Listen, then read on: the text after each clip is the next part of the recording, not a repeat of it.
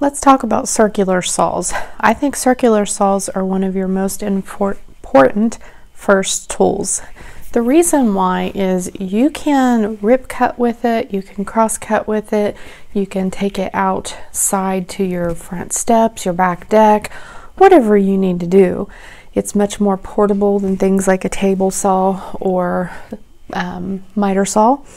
Those things are really, really nice to have, but if you could only have one and you can only afford one, then a circular saw of some kind. This was the first one that I had got when we needed to do our front steps. We didn't have hardly any of the other tools. In fact, we had an old Ryobi battery powered saw. It was a little bit more like this one, and I think the blade was maybe an inch or so left. It was a little bit smaller, and it was on their old battery system. We found out that thing couldn't even cut a 2x4, so it was not adequate to build the steps that we needed to build. So we went out and we got this one. This was the first nice heavier duty saw, and it's not heavy duty. I know there's a lot of people who absolutely hate Kobalt, but honestly, it's fine. It's more of a budget brand. I know Dental Tools like to call it prosumer, and honestly, it's a good saw in my opinion. I've had no problems with this one or this one, either one. Kobalt does have some shaky tools here and there, but for the most part, our experience has been great with the brand. This one did not steer me wrong. It was so much more powerful than the Ryobi that we initially had on the battery system, or the old battery system. They were the old NiCads. That was awful. It was just so weak and sounded so bad. This just sounds so much more powerful, and the blade was just a little bit bigger, which gives it a bigger cutting depth. That is one thing to look out for when you're trying to buy your circular saw is, okay, how big of a board do I plan on cutting? This right here, what is it? I think it's like a 7-inch or so. It basically will cut most of the common things that you need to go through. It does not go through a 4x4, but you just kind of have to do that in 2 cuts. But it got our front steps built, which was our first big project, and it was perfectly fine for that. I had no issues with it. The only thing I wasn't in love with was that it is a blade right saw. I was really thrilled when we actually decided to go ahead and get this one, which is a battery powered. It is a blade left saw. You actually would hold it and use it like this, and your blade is there on the left, and that is an advantage for me as a right-handed person, because then I can see and guide the blade just a little bit easier. But honestly, both were perfectly usable. If I could only pick one, I think I would pick this one, and the reason why is because I feel like it's so much more powerful and it would get the job done. Though admittedly, there's that part of me that hesitates, because the reason we got a second one was so I could put this in the back of my van and have it on a battery, and when I go to Lowe's or Home Depot or Menards, wherever I'm at, and if I need to trim something down so it fits in the van, I can do that with this. So it depends on what you're going to use it for. If you're going to be building a big giant deck in your backyard, I'd get this one.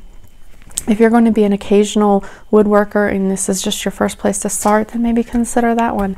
So up to you on what you do, of course. This does, because it's a little smaller blade, you can probably see that, have a slightly lesser cutting depth. It's really not a whole lot less though. It's, I think, a 6.5-inch blade. But all in all, ultimately, both of these I think are great saws, and you can get other brands and whatnot too. The only one I would not personally go for, just because our experience was iffy, would be Ryobi battery. The new battery system probably would be okay, but I have not used it, and because my previous Ryobi experience was poor, I would be reluctant to get that one. There are some other brands that are probably a little shakier, but maybe we'll go over brands in a different video. I am not a very brandy person. I get what I think will do the job, what's cost efficient for us and our need at the time. I don't buy the most highest end thing ever. Sometimes there's a time and a place for that where you really should invest in quality. But in this particular scenario, I don't use my circular saw that much, but I do use it to break down large sheet goods, because I, being a girl, cannot lift full sheets of plywood onto my table saw. And table saw is kind of hard to do that because it's not that big of one anyway. But these exist here for breaking down the large stuff, and they do get used for that, but they're not used every week, only if we're getting something big. One of the things I want to talk about when you get your new saw, whether it is a plugged version or a battery version, make sure, and it's blatantly obvious as nose on your face, but make sure you unplug it or take your battery out before you go installing blades. The last thing you want to do is accidentally take off a finger because you did not do that. I got to be careful how I say this because YouTube and its algorithms and whatnot, but there's a thing called trigger discipline in another field, and it is something that will serve you well with tools too, most especially circular saws. Keep your finger off the trigger. You do not want to be constantly picking it up. Make a habit. When you pick this thing up, you keep that finger straight. You point it straight at something else, anything but that trigger. Fingers off the triggers always until you are ready. Your path of the blade is clear. You make sure your clothes aren't dangling. You don't have any strings dangling nearby. You make sure you're not in the path of the blade if it's going to kick back, which is one of the things I want to talk about. Something I did not understand when I very first started to use a circular saw, people would say expect kickback, but I didn't know what that was really going to feel like or what it would be like. But they did give me one really, really valuable tip, and that was do not stand behind the saw. The saw, when it's running, I don't know if you can see, let me adjust the camera here so you can see my belly. When the saw's running, if you're behind it and it encounters something pinching the blade or some kind of force that causes it to stop or suddenly lurch, you know what that thing's going to do? It's going to lurch right back at you. So you need to make sure you are not behind it. Stand sideways. Like if I am going to run this saw, I prefer, say I was running it up this board, I would be standing to the side of it. I can see and guide my blade easier, and if it kicks back, it's going to go away from me. Always make sure you have a really firm grip. If at all humanly possible, I prefer to use two hands. I know there are times when you're doing a cut where you cannot do that. Maybe you're holding the speed square down and then you're going at it like that. One, you shouldn't be behind it, but two, if you're doing that and you're holding something down with this hand and you're making your cut, that's fine, but you still need to be absolutely confident in your strength to hold this saw if it comes kicking back. I used to be a very strong girl. As a kid growing up on a farm, I had a lot of strength for a female. I would lift bales of hay and toss them with no problem. But as I've gotten older, I just turned 46. As I've gotten older, I lost a lot of that. I do not have that. I don't have the strength that I used to. In fact, I think my hands are actually kind of on the weak side. Working in the garage and woodworking has helped me, but in the same turn, I am not confident in my strength. So because of that, I take extra precautions, both in where I put my body, how I hold it, and just my anticipation of a possible kickback. If there is one thing I think you have to be just crazy careful about with a circular saw, it's anticipate a possible kickback, because it seems to me when I watch videos about people getting injured, it's because of kickback. You want it so that the blade is not pinching. Let me grab a couple pieces of wood down here in my scrap pile. If you're cutting along and this cut, say your circular saw blade is between there, you're making a cut and it starts to fall and they start to fall inward, it's going to pinch the blade. And even if it starts to fall outward, these two pieces, as it bends, will pinch down on the blade. So the best thing you can do is support both sides of your cut, and you want that to be not where it's going to tip either direction. So supporting both sides of the cut is one of the tricky things to do when you don't have a lot of stuff. What many people do is they get a large piece of foam, they lay the foam down underneath the items. If you pretend that there's foam under there, then neither are going to go anywhere, and then the blade's going to hit the foam as it cuts. You want to watch your cutting blade depth, to make sure that you don't go deeper than the foam, but just barely into it, because you don't need a big blade depth. You just need a tooth or so past the board that you're trying to cut. And if you use a large piece of foam, you can absolutely support your cut very well and keep it safe. Now, grant you, I don't have a piece of foam, so, or at least I've not bought one at present, so I have had to find other ways to do my cuts. The first time I ever did have a big kickback, and it taught me so much, but thankfully I had the advice about not standing behind the saw. But when that saw kicked back, that thing came at me so hard, but I was not standing behind it because of the advice I'd gotten from other YouTubers. Praise the Lord for that. But when I was doing that, the way I had two sawhorses side by side, and then I was making the cut off to the side, and then it kicked back a little.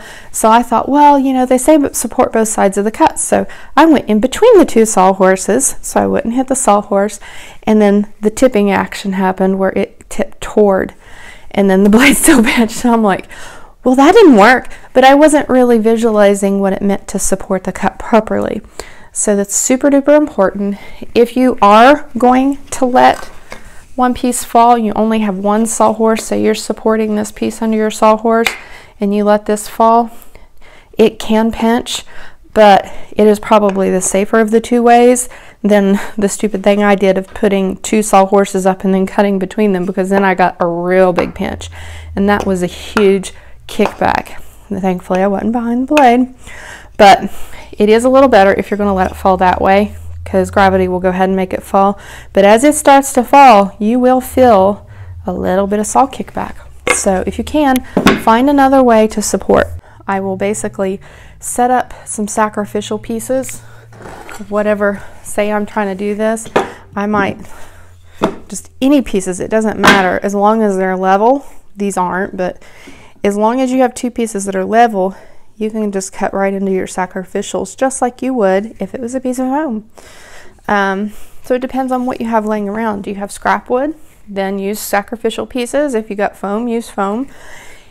If you are going to use sawhorses, just be thoughtful in how you make your cut so that those things fall away.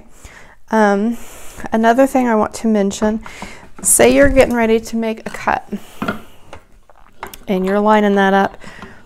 Let me make sure I'm here on the camera so you can kind of see. So you're lining your cut up and you're like, okay, yeah, my blade's going to hit. If I turn that on right now, there's no battery in it, but if I turn that on right now, I am going to have a nasty kick. One, my fingers are very close. That would be stupid to turn it on right now, but the blade's going to hit. So you have to make sure you don't fire that up with it up against your wood. You need to back up a little bit after you line your cut. Try to keep it in line, but back up, because you want that to be able to turn freely before you turn it. So a lot of saws are a little bit different. You'll have to look at your manual if you don't know, but you need to be able to change the depth of this plate right here. Mine adjusts like this. You pinch these two little things, and then your plate can come down to lower the cutting depth of the blade. Seems kind of awkward, but that's how you do it.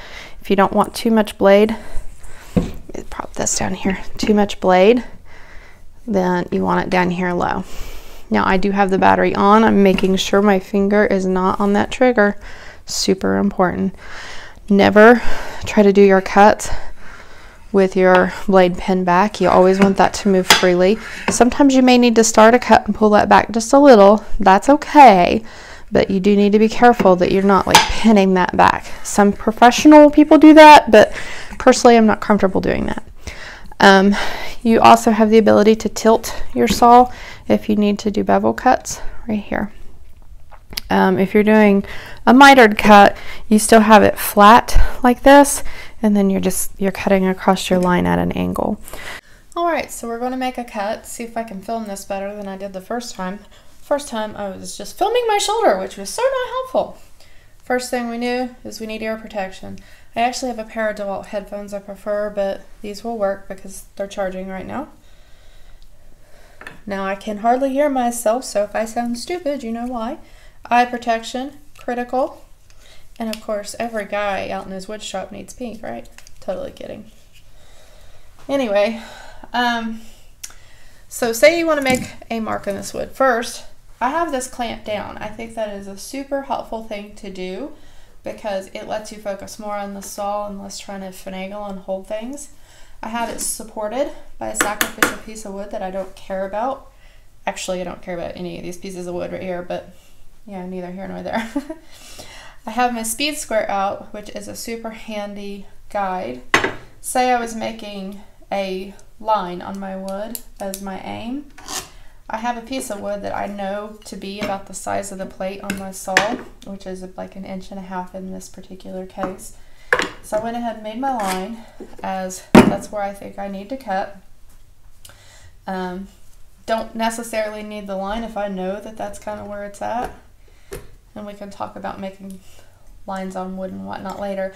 I personally don't try to follow a line with a circular saw. I'd far rather use something like a speed square or clamping down long metal rulers, which is something I do for long cuts. I can follow a line, I just don't like to follow a line because I come out with a much straighter, smoother cut with less kickback if I use some kind of guide. Now, I will say, if you want to follow your line, that does give you the ability to two-hand this, which if you're a new circular saw user, I totally recommend. I don't love using one hand, but I do like having the guide, so it's kind of a trade-up. Another option is if you have another clamp, like right here, I have this to clamp down. Had another one handy, I could have maybe clamped this down and then been free for two hands. But this is really not a very difficult cut, so it lets you see how it's done, which many people I have seen on YouTube use this as a way to be your circular saw guide. You do want to make sure your hand's not too close. It's going to be further away. Again, trigger discipline at all times. Keep the finger off of the trigger. As some of the YouTube channels I watch for other purposes joke about keeping your booger hook off of the trigger. That makes me laugh. And anyway, you do not start your saw up against that. You pull it back. You do not want the kickback that would result of that. So you pull it back, you make sure you're lined up. It looks pretty good to me. So my plate here is down. It's pretty flat. I'm holding this, but I'm keeping my hand back just in case. I don't want to play with losing my fingers. So I'm back here, I'm good to go. One final check before I put my finger on that trigger is where's my body? My body, I don't know if you can tell on camera, but is not directly behind the saw in the path of kickback. It's one of the most important things. Right up here is your safety. My saw, that's where it's at. Okay, I'm going to check my lineup. I don't like the safety because it's one more thing to deal with, but it's there. All right, safety on, trigger go.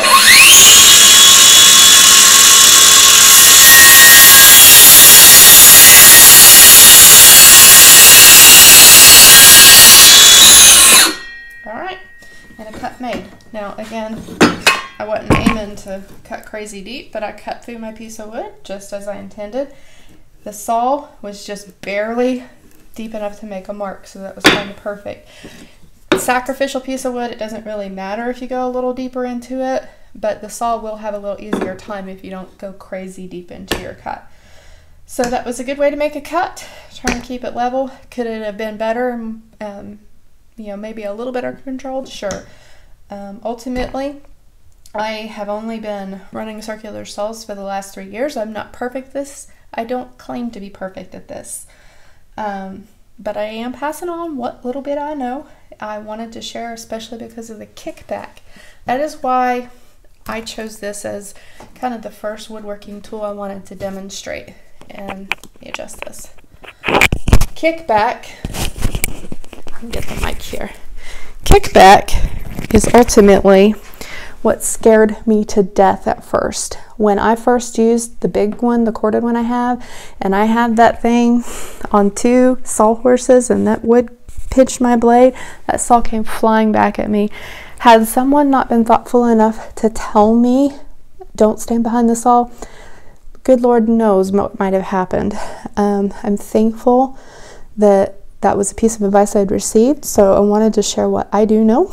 on circular saw cutting, and I'm sure I've probably forgotten things, but for better or worse, don't stand behind your saw and keep your finger off of the trigger.